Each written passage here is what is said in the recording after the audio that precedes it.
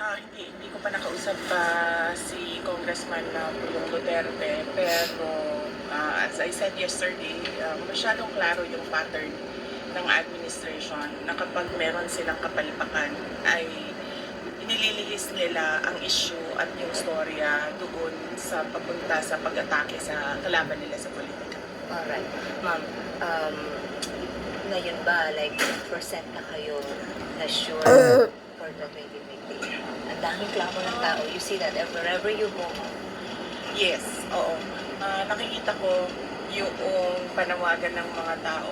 At hindi ko lang yan nakita ngayon. Nakita ko din yan noong 2020. Yes. Nakita ko din yan noong 2019. Nandyan pa rin. Naiintindihan ko yung kagustuhan nila. Pero malapit naman na ang end of 2026. At yun yung binigay sa akin na deadline ng mga campaigners para mag-announce kung tatakbo ba talaga o hindi. Sorry for asking this, VP. Kung sa percentage, like how many percent are you now inclined to run for 2020? Hindi ko talaga masagot diyan. Subukan natin pagkatapos ng eleksyon. Diba sinabi mo na, natatakbo ka sa 2028 pagka Presidente Sara? Bakit naman? Namin mag-assess sa nangyari na eleksyon, na midterm elections. Yung kampanya namin, yung ginagawa ng administration, yung rampant vote buying through government programs. So, kailangan namin tingnan at i-assess. Kasi ang concern talaga natin ay kailangan kapag tumakbo, nanalo. Because otherwise, ma-frustrate yung gusto natin gawin para sa bayan. Ma'am, yung bang result ng election ngayong 2025, will it matter sa magiging decision niyo po sa 2028? Ay, hindi naman. Oo.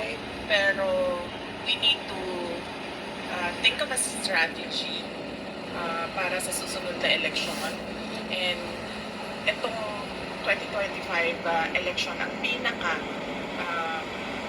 malapit na election sa 2028 na pwedeng pag-aralan. Alright. Ma'am, recently may mga napailan po ng reklamo si Senator Amy. May mga secretaries, may mga PNP officials, but you think meron pang mas mataas na dapat managot dun sa nangyari po na pag-kita po kay PRRD? Oo. Dapat talaga managot ang Pangulo ng Pilipinas because he allowed foreign entity, a foreign organization to interfere with our national sovereignty. Correct. So, hanggang siya dapat makasuhan. Opo, kasi hindi naman mangyayari lahat yon kung walang approval ng Pangulo. Yung tinatawag natin na rendition o yung pagkidnap o pagkuha ng isang citizen sa loob ng bayan niya at dalhin siya sa isang foreign jurisdiction para ipakulong doon. Hindi mangyayari yan kung walang Bas-bas ni Bangag. President. Malabo na gumalaw ang mga departments ng kanya-kanya lang unless incapacitated na talaga yung president natin na hindi na talaga din niya alam kung anong nangyayari sa bayan, which also shows a pattern as well from previous statements of the president, tulad na lang noong raid o occupation ng PNP sa KOG, JC na hindi niya alam kung ano nangyayari sa loob. Incapacitated na nga eh. Inutil na. Bangag. It doesn't make sense anymore. Okay, ma'am, the impeachment, the hearing on AJK, sa confidential fund mo, and a lot more. Sa tingin mo, meron ka pang aasahan na pwedeng gawin nila sa inyo, ma'am? You know, really yung, parang they will exhaust everything really to put the Dutertes down. Are you expecting more, ma'am? After the impeachment, arrest of PRRD, this complaint? So, anyway, okay. Yan ang ipapakita ko. Ayan na, Bangag. Lumabas na sa bunganga ni Sara Duterte na managot kang hayop ka. Kasi inutil ka talaga. Hindi daw gumalaw yung mga kabinete mo o yung mga kapulisan pag walang paspas na galing sa iyo, Bangag. Kaya sinasabi ko na nga pag sa harapan ng publiko, iba yung salita ni Bangag na, oh, hindi natin papasukin ang mga ICC. Walang jurisdiction na dahil kumalas na tayo. Pero sa likuran, patrayduran. Patrayduran ang tira ni Bangag. Bangag Ha? Ha? Sabi pa ni Kiko Siting, laging high. Kaya walang alam kung ano ang nangyayari. Minsan walang alam kung, Diyos ko po, anong pinagsasabi. Yung sinasabi lang ni Sara ngayon, ang ginagawa lang sa KOGC. Hindi ka na mapapatawad, Bangag. Ang dami mo na rin kaso.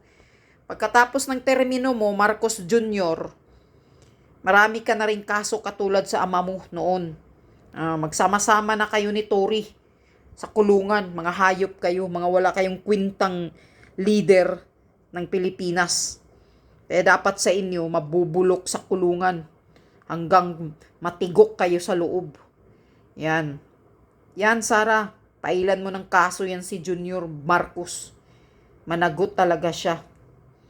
Magnagot ka, Bangag, putang ina ka. Kapal ng mukha mo, ayaw mo pang mag-resign.